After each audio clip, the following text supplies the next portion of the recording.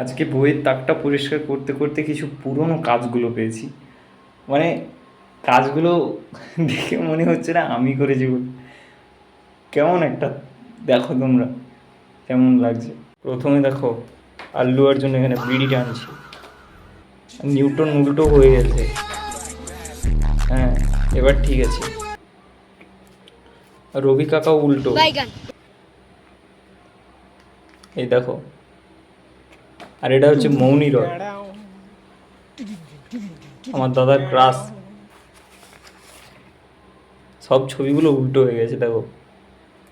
এটা ঠিক মনে পড়ছে না, বিল গেটস, অমর্ত্য সেন, সাউথের হিরোইন, আর শেষে ভোলে ভোলে বাবা।